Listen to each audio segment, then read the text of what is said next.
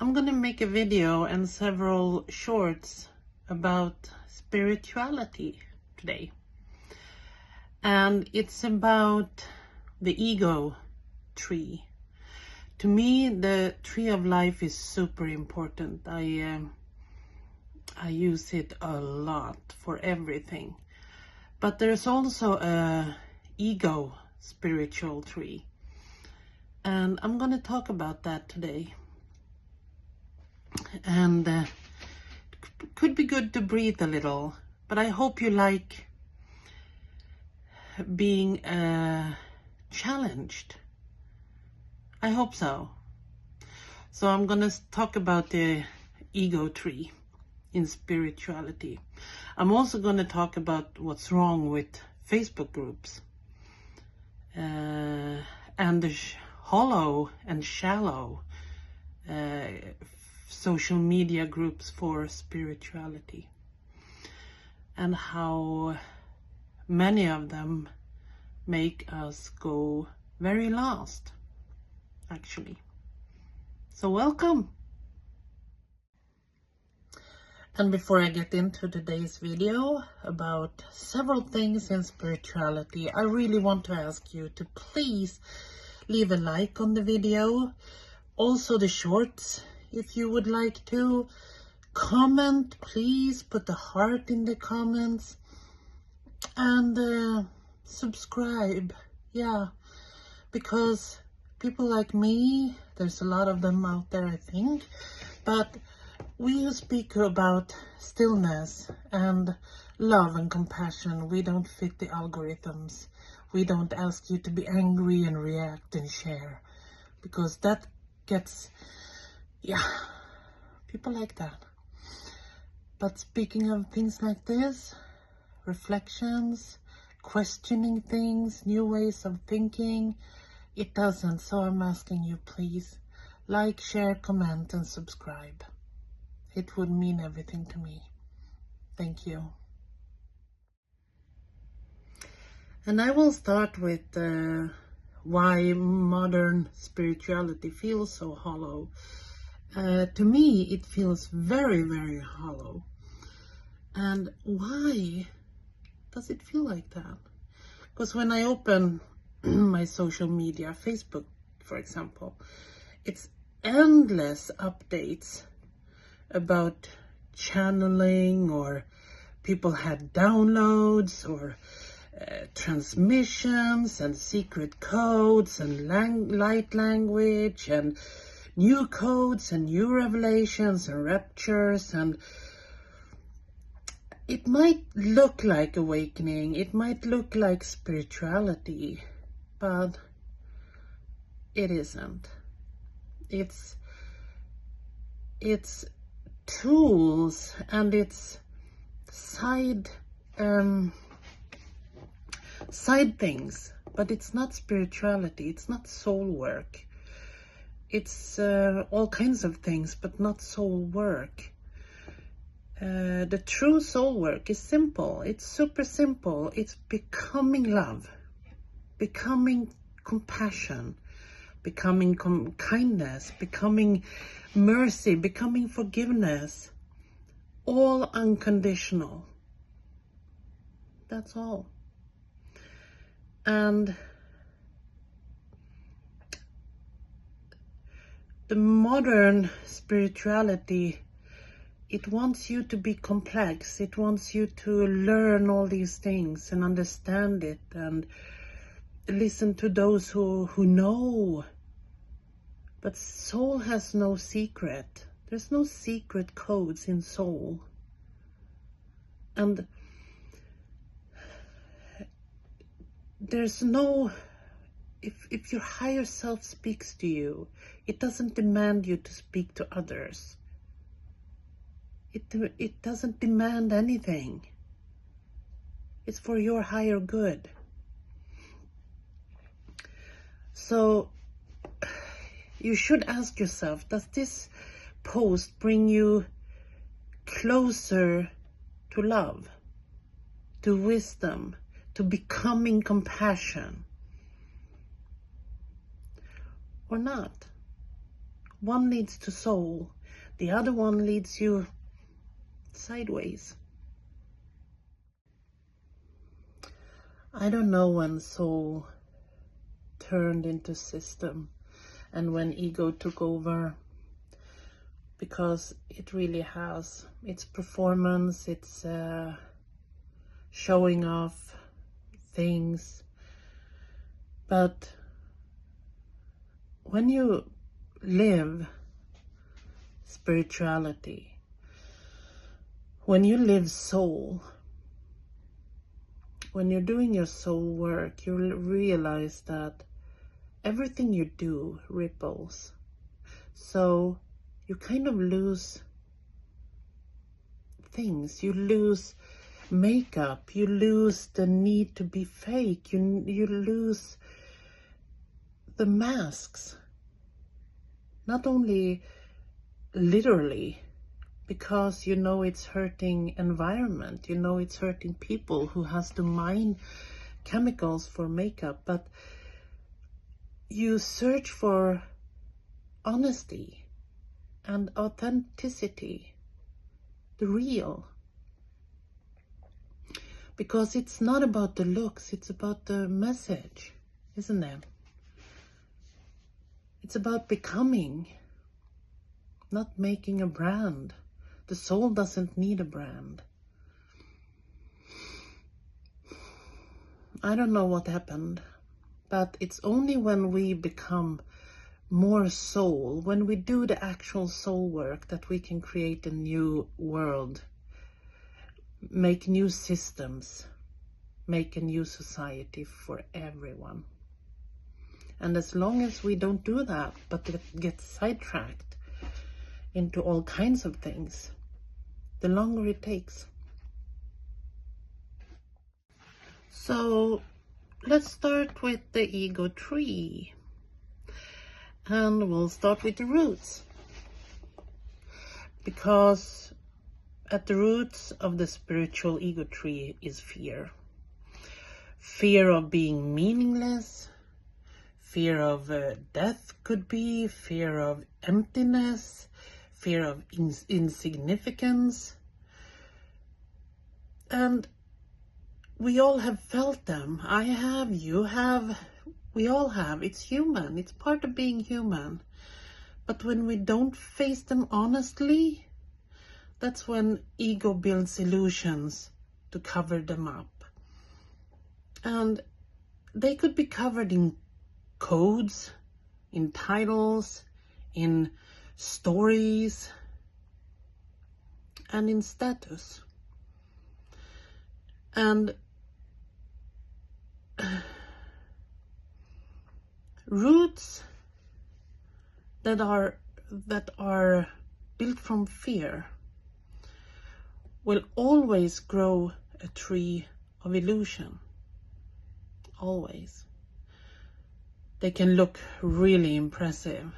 They can sound really impressive, but they are very fragile. So the question is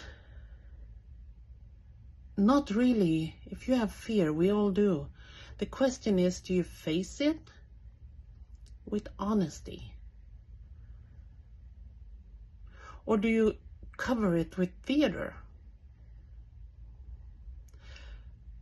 And do we get pulled away easily by someone else's theaters? And then we have the trunk of the ego tree. Even when the bark looks mystical and amazing, this trunk of the ego tree is still ego. The trunk holds everything together in all three of lives. But in the ego, it holds control. It holds need to protect its identity. It holds the fear of losing itself. And it doesn't matter if there's an ego calling itself healer or starseed or priestess or whatever, the structure is the same. So an ego tree builds its its trunk out of self-protection. It resists humility. It resists the thought of being ordinary, being just ordinary. And if the trunk is ego, the fruit will never be soul, no matter how beautiful the tree, no matter how beautiful the bark is, no matter how good the theater is. So ask yourself, what is the trunk of your tree of life? Is it fear and protection? Or is it presence and humility? And we come to the branches of performance on the ego spiritual tree. The branches also looks really alive and beautiful. They can look like growth. And they are like all the titles and certifications and rituals and messages and communities and all kinds of things, and the importance of it all. But all these branches doesn't really carry fruit. They might just be the extension of ego. And they spread wide and far, but they do not feed anything or anyone. Because performance isn't growth, and collecting certificates is not awakening. And spiritual shopping overall is not soul, because the soul doesn't need anything. It might be rituals, it might be other things, but the soul journey doesn't need anything. The ego loves to decorate itself in all kinds of ways. It likes to look impressive.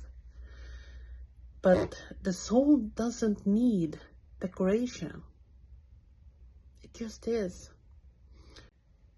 So the question is, are the branches nourishing life, or are they just for show?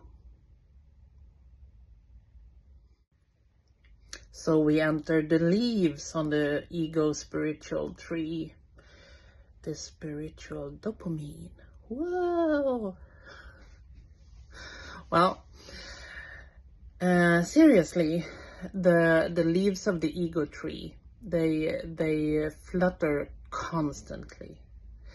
It's DNA activations, it's energy updates, it's channeled prophecies, it's downloads, it's secrets, it's codes, it's solar flares, it's all kinds of things, but everything is exciting. It's new and endlessly, it's shareable completely. And yeah, it is. It's interesting. It definitely is. But it doesn't nourish anything. They are surface and they fall away with the season. Ego leaves. They love novelty. It's like the spiritual dopamine. Little hits of excitement here and there, and they keep us coming back. And it's really exciting, but it's not transformation. It's not soul work. It's not becoming. Soul work is quiet. It's not all the noise. It's not all the fluttering and all the excitement. It's really stillness. It doesn't chase any updates. It doesn't chase anything. So ask yourself, am I feeling the leaves or am I growing roots? Okay, so what now, you might ask? Now we know this, so what? Well, the medicine, of course. And what is the medicine? Simple. It's soul work. Soul work is humble. It's quiet, it's stillness. It doesn't need codes. It doesn't need spectacles. It doesn't need anything but presence. Because it is love. It's authenticity. It's telling the truth. Even when it costs us our comfort. Because the path isn't glamorous. It's not big theater. It doesn't promise anything that's quick. No quick solutions, no quick fixes and secret knowledges. It's real. And it's actually a lifetime of work. So you don't have to be chosen. You don't have to read in a post that you're chosen, because you already are. You don't need to prove anything. You just need to live it. To become love, compassion, kindness, mercy, unconditional. That's what the medicine always was. So again, the force beneath the ego spiritual tree is fear. And it's so human. There's nothing wrong. I'm not blaming anyone. But ego is everywhere in spirituality. It's kind of taken over. And it's the fear of being ordinary. It's the fear of emptiness. It's the fear of uncertainty. And it's the fear of simple. And ego soothes this fear by creating stories. And the audiences, all of us, are soothing our fear by consuming them, by being wrapped up in them. It's the perfect cycle. It's really a cycle of performance and applauding, and both of them might avoid the deeper work that we need to do to change this world and to become what we want to become. So this isn't about shaming anyone or blaming anyone, because it's human. But it's about noticing. It's about seeing the pattern, because once you see it, it's easy to step out of it. And fear is natural. It's really nothing strange. But truth is that the only thing that can heal it is the truth. And truth doesn't speak about spectacles or downloads or complex stuff. It just wants honesty.